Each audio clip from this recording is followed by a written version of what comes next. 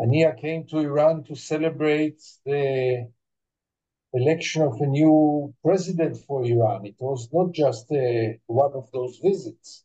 It was an official visit to participate in the ceremonies. They killed him in an official place in which they hosted him. How will Iran look in front of its allies if they cannot protect their guests, their official guests, and then do nothing about it? So I cannot see a situation in which they will not retaliate. That's my second interview related to Israel's recent twin assassinations in Lebanon and Iran. Yesterday I spoke to Ambassador Nicolas van Dam, and today I had the pleasure of speaking with Gideon Levy. I would hope that Gideon does not need any introduction, but for those who don't know him, Gideon is one of the most known, or probably even the most known, journalist in Israel. I'm not sure he appreciates when I make this comparison, but for me, he is Israel's Seymour Hersh. As you will see, Gideon is as outspoken as ever, and luckily for him, at least at the moment, he no longer needs any bodyguards. This being said, the situation in Israel is dire and nobody knows what will happen tomorrow. So let's listen to one of the most prominent voices in the region. But before we do, a quick call to action. Some of the best interviews on this channel are shadow banned, which means YouTube is not presenting them to you, the viewer. The latest example is my interview with James Bamford, where we discussed the truly amazing story that underlies Benjamin Netanyahu's corruption scandal. Did you know that a Hollywood billionaire not only stole nuclear secrets from America, but then sold them to Israel? And that Netanyahu helped him to stay out of troubles to this very day? And then Netanyahu turned around and started to ask for favors, hence the bribery charges in Israel against him. Other examples are the interviews with the so-called Hamas lawyer Stanley Cohen, or the interview with the former chief of staff of Colin Powell, who told me that the white powder in the test tube that Colin Powell showed the world when he testified at the UN just before the war on Iraq was actually salt. So if you're interested in content that apparently you're not supposed to see, content that goes against the mainstream narrative, have a look at some of the previous interviews that we have recorded for your pleasure. And of course, it really helps to spread the news if you like and subscribe to this channel. Gideon Levy, welcome back, and thank you very much for joining on so short notice. I just reached out this morning and here we are. I do not dare, I mean, the standard question, how are you? I mean, in these circumstances, but I don't have a substitute. So how is it going? As you can imagine yourself, I mean, it's very heavy. Maybe heaviness is the strongest sentiment right now because nobody knows where are we aiming at. Nobody knows what will be very soon. There's a real danger of a regional war which can turn into a catastrophe. Nobody knows. Nobody knows. Yeah. And you're not alone with with that sentiment. Yesterday morning at 4 a.m., I had a contact with the US Ambassador Charles Freeman, who was also a guest previously. And I come to a question, yeah, but he wrote me. I also asked him, how do you see the situation? And he said, for the moment, I'm speechless. It will take me a while to digest what's just happened. Yeah. It appears that there's no crime that Israel will not commit. And here comes the question, and I will relate the question directly to you, Gideon. Has Israel now caused its opponents to abandon their own restraint? So there's a two-pronged approach here. Yeah. So the opponent, do they have abandoned their restraint? That's the one thing, and that also indicates that there was a restraint up until now. So what's your take on this? Or the restraint. I mean, it's all relative. To assassinate a negotiator in the middle of negotiation on the soil of Teheran, what is more provocative than this? What is more destructive than this, and what is more dangerous than this? Ismail Haniyeh was a political leader. There's also the question of the legitimacy, but let's put aside the legitimacy because legitimacy was never an issue for Israel. But where is the logic? You're negotiating with this man. And are you sure you are ready to go for a war with Iran because of Ismail Haniyeh alive? Why did you do it before? They could have done it many times before, I can assure you. They could have done it in many other places. So to pick up Teheran and to do it now can show one of two things. Either that Israel totally lost direction or that Israel is aiming for a war. Yeah, that definitely. I mean, it's almost self-explanatory, right? They're killing their main negotiator. So, I mean, the only conclusion here is that Israel is not interested at all into any kind of agreements. Yeah. So Absolutely. Netanyahu received a standing ovation in front of a couple of days ago. It was just the day before, right? So Netanyahu, we received, I don't know, I didn't count how many standing ovations he received. 55. 60. 55. Unbelievable, yeah. 55. Yeah. And the next day, basically, if I'm not mistaken, was the next day or the next night, the twin assassinations, yeah, one of the Hamas leader in Tehran and then a Hezbollah commander in Beirut have taken place. The timing, does it tell us something, or is it just No, coincidence? first of all, it's not the first. It's not the next day. There is a week between the two. It's not the same day. It's almost a week between the two. Netanyahu's speech was last Wednesday, and the assassination was 1 week later, exactly 1 week. But in any case, I don't see any connection. This farce in the Capitol Hill is really much more ridiculous from the American point of view than from Netanyahu. I mean, I have no complaints to Netanyahu. Those who made really fools out of themselves are the American legislators. I mean, what are they, puppets, or what are they? What did they cheer for, and to whom did they cheer? Did they cheer to killing of 40,000 Palestinians in Gaza? Did they cheer to what? But that's their stupidity. It was shameful. I wrote an article, shame on you, American legislators, and I really feel that they should be ashamed. But this has nothing to do with the assassinations. Maybe just strengthen Netanyahu in the feeling that he can do whatever he wants. Hmm. Is it not also a sign of the power that Israel has over, let's say, the American public? Because we have like what 80 million Christian fundamentalists in the US, and Obama wrote himself in his memoirs that no president can be elected without their assistance. We have elections coming on, so this whole, how you call it, rightly, puppet show in the Congress, is it not just a real puppet show? Yeah, just for the public. It is a mystery. The Congress for this purpose is not so important. What is really important is the traditional policy of the administration, and mainly the White House. We had in recent years at least two presidents whose hearts was in the right place. Both Barack Obama and Joe Biden knew very well what should be done, understood very well whom to blame, understood very well that they are being fooled by Israel and by Netanyahu in person, one time after the other, and in a very mysterious way, they remained passive. They were spitted by Israel, and they claimed those are raindrops. I have no explanation to this. I have no explanation. I just know that the conclusion is totally ignore what the American administration is telling to Israel because it is totally hollow and meaningless. You should judge the United States only by its actions, and the United States, until now, supported the mass killing in Gaza and is part of the mass killing in Gaza. Yeah. I spoke with another diplomat yesterday, the Dutch ambassador Van Dam, and he said quite explicitly that apparently the Americans have created a Frankenstein that they no longer can control. Or is it already the other way around, that Israel controls America? I don't know what to say, but one thing is clear: Israel can do whatever it wants.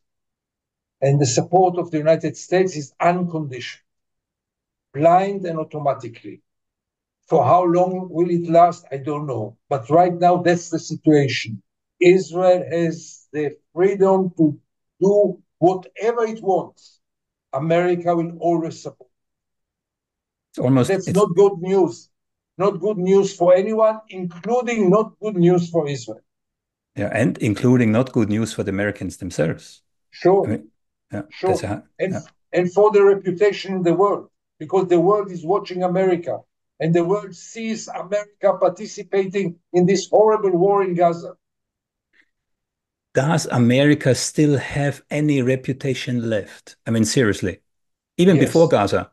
No. In Europe, they still have, and Europe is quite scared of America, and Europe is scared that America will stop financing NATO. Let's not oversimplify the picture. America is still very strong in certain places, not in the Middle East. But having a reputation and being feared are two different things. Yeah, so drop their reputation, but still you don't have a replacement. China is not any better. Russia for sure is not any better. So it is still the most influential superpower, and at least Europe has to follow it and does follow it. Yeah. So Europe depends on the United States. And Europe, the scared Europe of Russia, and Europe is very scared now from Russia, especially certain parts of Europe, the Baltics, Sweden, Finland, obviously, they depends a lot on the United States. Don't underestimate it. yeah, there's again the fear element in. Yeah. Yeah, So coming back to Ismail Haniyeh, right? So yes. in your words, because now he's of course described as this extreme terrorist, and two questions: who was he really? Because I'm hearing he was actually quite a moderate. Yeah. So who was he really? And I'm hearing conflicting messages. Was he really involved in October the 7th? Was he really? Involved in the atrocities of October the 7th? I don't know. I will not be surprised that he wasn't even aware to what's going on there. His relationship with Sinwar were very bad, and I'm not sure that he knew before it. I don't know. By all means, I must say. But there were no evidence that he knew about the 7th of October. And in any case, he is a politician, not a soldier, not a commander, and not a terrorist. He was a statesman, a politician. And there is a question if there is legitimacy to assassinate politicians. He grew up as a refugee in the Jabalia refugee camp. He worked together with Sheikh Yassin, the founder of Hamas. He was part of Hamas, which by itself is problematic. Let's not forget that Hamas stands for quite dark ideas about women's rights, about equality, about tradition, about religion. It's a fundamentalistic movement. Let's not forget this. None of us want to live under the rule of Hamas, and most people of Gaza don't want to live under the rule of Hamas. I can assure you. But yes, he was a relatively modest leader, pragmatic. The bigger he became in Hamas, the more extreme he became. But all these are not excuses neither to the legitimacy to kill him and for sure not to the wisdom to kill him. Who do you think will replace him? Someone better? By all means. Yeah. And Israel has, of course, a whole and a long history of political assassinations. Absolutely. The one that comes to my mind when I think quickly about it is the assassination of the lead nuclear scientist in Iran, which was also quite an intelligence operation, right? There are But so many others. There are so many others. yeah. So Israel must know that they're not really solving any problems with that. Yeah. So what's the strategy behind that, as far as you can tell? I If there don't is, think there is. They do it because they can do it. yeah. That's And the if you only reason. And if you look now inside Israel, so there were a couple of of things. Yeah, so there is now in the news, at least here. I don't know how it's in the rest of the world or in Israel. Yeah, but there were some riots in front of a prison for Israeli soldiers. They were accused of rape in prisons. So there were a whole riot in front of it. So what's the sentiment, the overall sentiment in Israel? I mean, not specifically now in regards to that situation, but we have Gaza now, the potential coming war with Iran, Hezbollah, etc., etc.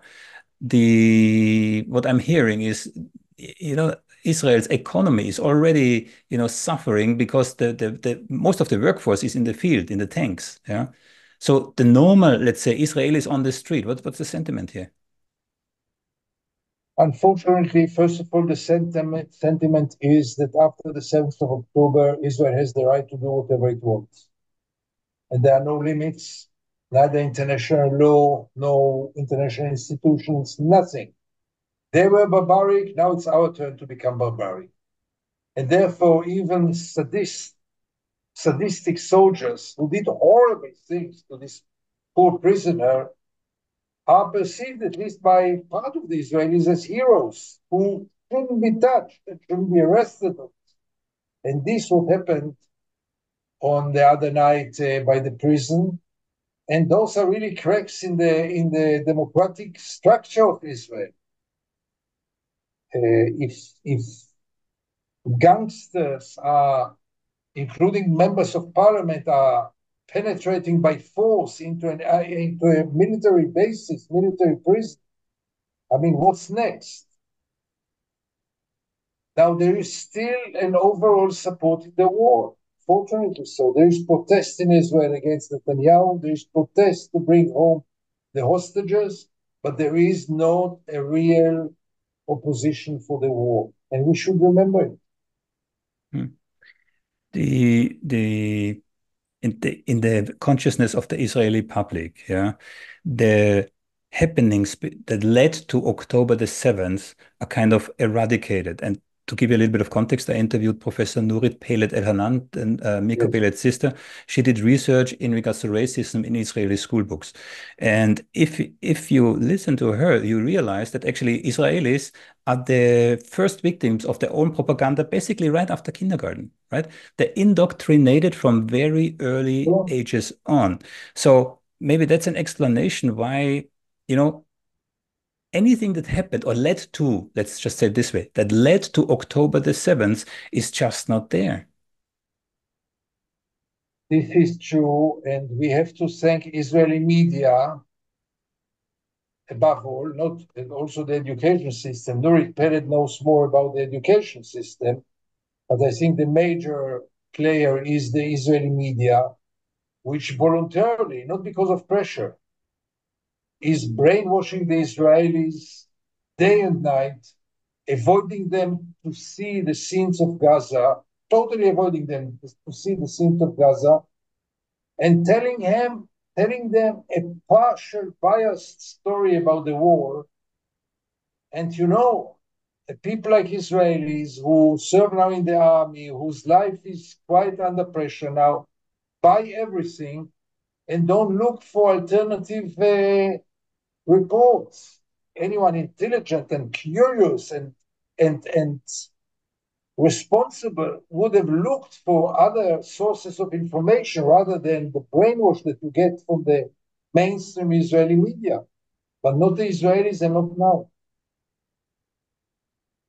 And if we look at the immediate impact from these kind of assassinations on the regional, I can't even say regional stability, but on the regional situation, as far as you can tell. I mean, I know you don't have a crystal ball, yeah, but will Iran react in a similar moderated way as they did last time around when their ambassador was attacked in Syria, or will they go further?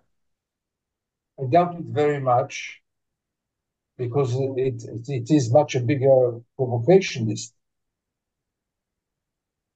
Haniyeh came to Iran to celebrate the election of a new president for Iran. It was not just one of those visits. It was an official visit to participate in the ceremonies. They killed him in an official place in which they hosted him. How will Iran look in front of its allies when if they cannot protect their guests, their official guests, and then do nothing about it? So I cannot see a situation in which they will not retaliate. Yeah, because I mean, I know we had two assassinations anyway, one in Lebanon and one in Tehran. But the one in Tehran, I think, it was a double blow because first they killed the Hamas leader, and second they dealt a real blow to the prestige, image, security capabilities, whatever of Iran, and they hurt them by attacking them. Absolutely. Yeah. So internally, from Iran's perspective. Two questions, yeah. So internally, from their own population, is the own population completely behind the Iranian government? And I know that's not the case in general, yeah. But when it comes to be attacked, usually that unifies people, yeah. So that Iran has the power, so to speak, to really retaliate against Israel. I really know nothing about the Iranian society, and therefore Yeah. I won't, I Okay. won't, I don't know. I really don't know. Okay, then the other way around. So could these kind of attacks, maybe not this one, but maybe the next one, lead to a unification of Arab countries in their No, approach vis-a-vis Israel? Also not. no, no, by all means not. Yeah. Some of them are very happy about the assassination of Ismail Haniyeh. I mean, the Arab countries are so divided, and there are so many contradictory interests. So everyone pays its lip service. But even among the Palestinians, you think that Mahmoud Abbas is mourning over Haniyeh? No. So I don't think this will bring Arab unity. Let's start with Palestinian unity. Don't go far. Let's have a Palestinian unity, which we can't get now for decades, which is a major obstacle for the Palestinians. Which is difficult to achieve if you virtually have two societies physically split, one in a cage and the other one under, No, I no, don't the know. problem is lacking a leadership. No, no, no, no. Here I don't agree. Nelson Mandela knew that being together is above everything else. Yasser Arafat knew that being united is the most important thing. And now we lack leadership in both camps there. So where is this going to? Who knows? Not to a Good, good place. not a good place. Now No. I have a statement here from Ursula von der Leyen, yeah, in regards to Russia, where she says Russian attacks against civilian infrastructure, especially electricity, are war crimes. Cutting off men, women, and children of water, electricity, and heating, these are acts of pure terror. But again, this is in relation to Russia. No such words from any Western politicians in regards to Gaza, where the situation is like, I don't know how to compare those two. Yeah, but and No, I no, mean, no. It's not a question of words. By all means, not. We don't need words. I'm watching, like you, I guess, the Olympic Games. Russia is not there. Why is Russia not there? Because it invaded Ukraine. They had also their problems with drugs, but the official reason is the invasion to Ukraine. What's the difference between Russia invading into Ukraine and Israel invading into Gaza? In terms of bloodshed, for sure, the Israeli invasion is much more bloody. 40,000 dead, approximately 100,000 wounded. Again, we don't need to compare because between Russia and Ukraine, we talk about a couple of 100,000 people. Yeah, but still, the whole world watches Gaza. We are basically, and again, I don't want to go in semantics. Genocide, not genocide, whatever. Yeah, but we're seeing these images coming out. Nobody can deny it, and nobody really takes it as it is, right? From a humanitarian perspective, innocent people, civilians who have nothing to do with Hamas, are being killed en masse in the most terrible. I mean, you have to imagine this: a rocket comes into a house whilst your whole family is sleeping. These kind of things, also all provided by the U.S. So how can the U.S. population be so blind not to see what's really happening? Don't ask me. You should ask them. Is that also the case in Israel? Again, coming back What? to Yeah, but indoctrination. in Israel, I have the explanation. It's the brainwash system. In Israel, I know why. Because the Israelis are brainwashed like no other people in the world, and they are living in denial like no other people in the world.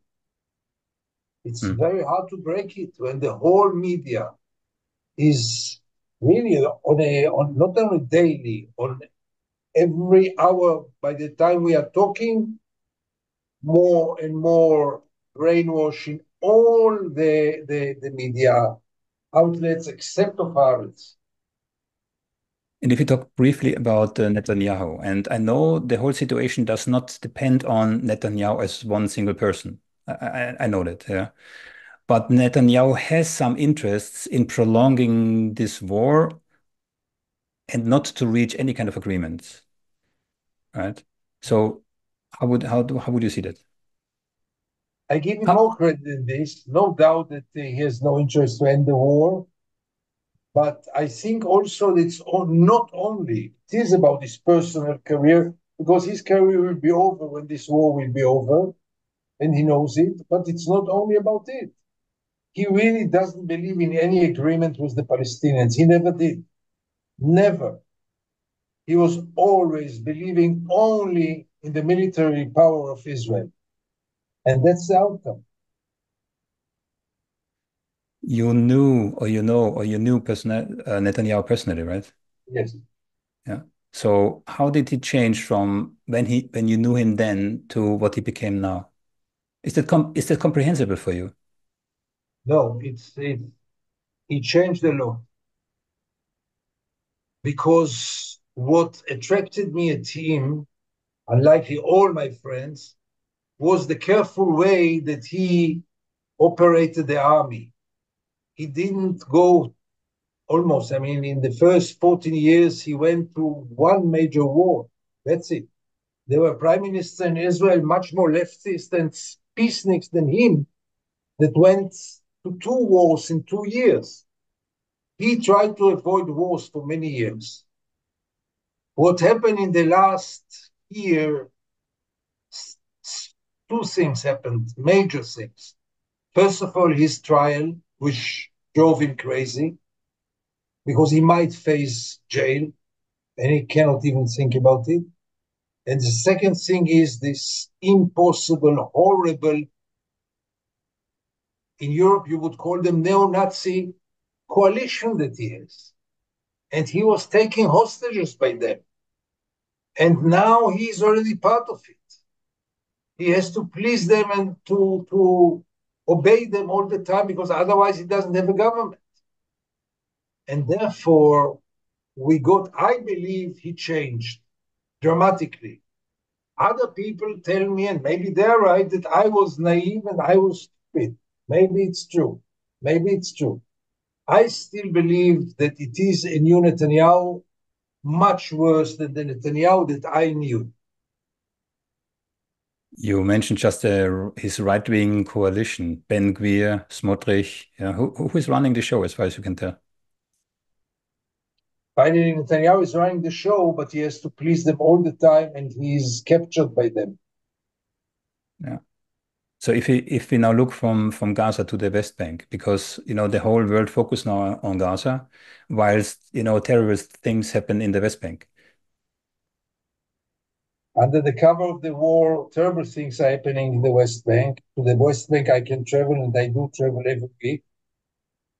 And it's far away from public eyes, and it's irreversible. I mean, first of all, the killings. Never was it such an easy killing of Palestinians there. Secondly, the violence of the settlers under the eyes, the supervision, and the support of the Israeli army. It's not the violent settlers. Forget about it. The army stands behind them, supports them. for sure doesn't stop them. And confiscation of more and more lands in measures that we never saw before. And the West Bank is changing. Don't forget that there is a horrible economic crisis there because 150,000 Palestinians cannot go to work in Israel. There is practically closure on the West Bank like never before, ever since the Second Intifada. Villages are closed by gates. Cities are closed by gates. Many roads are blocked by Israel. Many roads. It's very hard to travel. I don't say it's impossible. It's very hard to travel in the West Bank. And this will also explode sooner or later. I interviewed Benny Morris quite a while back, yeah, and he at the end of the interview I asked him, "Do you foresee any circumstances where Israel might consider to expel all Palestinians, either from Gaza and or from the West Bank?" And he said, "Well, only if something cataclysmic happens." Yeah. Now I'm not sure if October the 7th just justifies the predicate cataclysmic. Again, I don't want to go into semantics, but apparently it took much less. Yeah. And I'm mentioning this because there is a document, and I will link it in the description, from an official. It was not the Israeli Ministry of Defense, but it was a ministry of something, 3 days after October the 7th, and it was leaked. You might even know it. Where a detailed plan was cut out and described to expel all Palestinians from Gaza.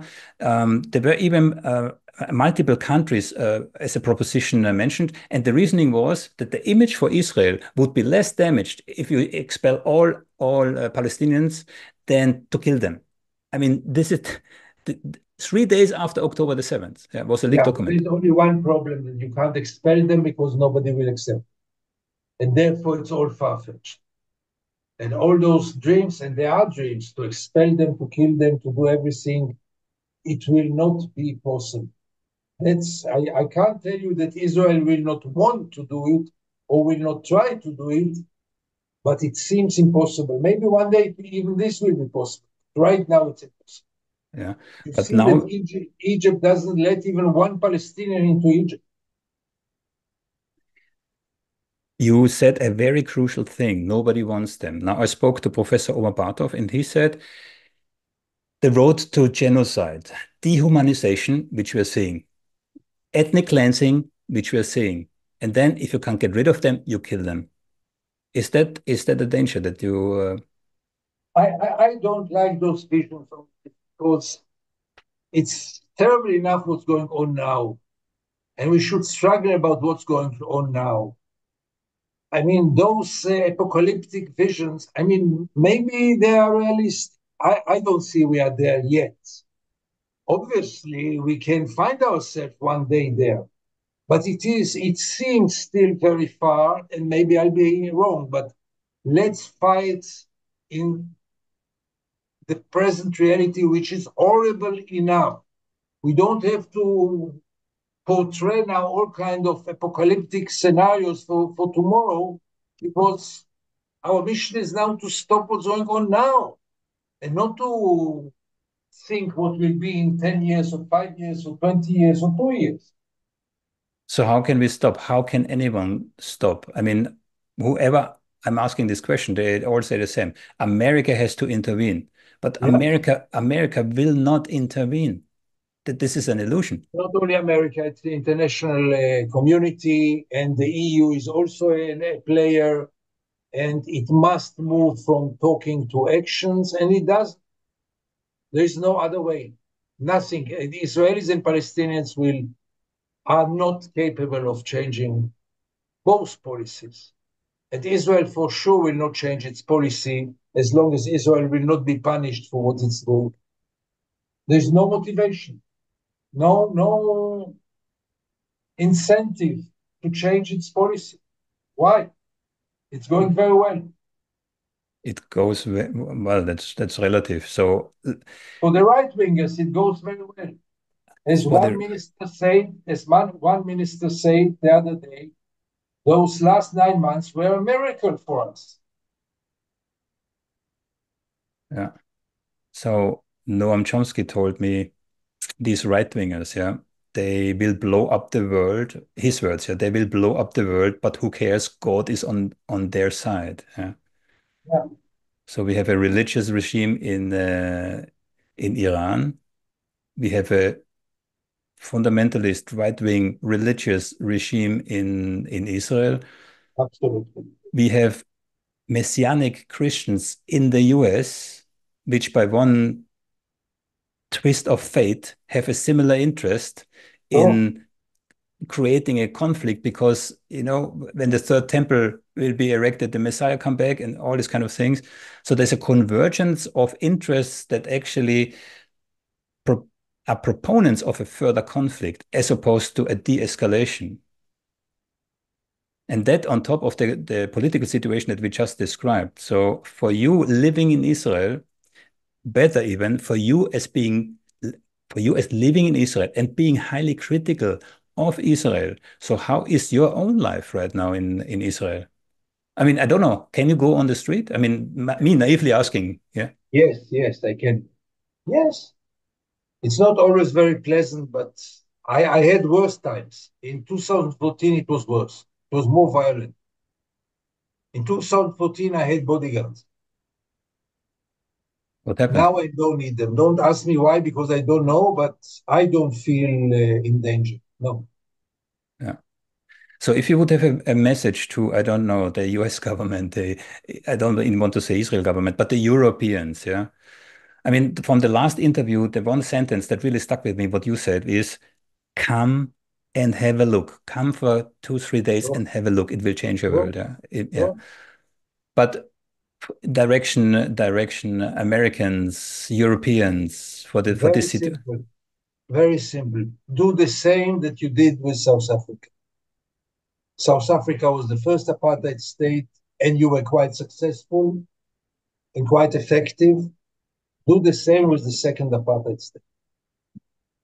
South Africa, the situation was slightly different, right? So the South Africans, so the apartheid They were regime very didn't. different, and still, by the end of the day, the world knew very well how to deal with an apartheid state. Why not to try it with Israel? It will work. Yeah. So that. Practically, it's the only thing which will work. Yeah. Otherwise, we are going to a catastrophe. And this catastrophe will not remain in the Middle East. It will touch Europe.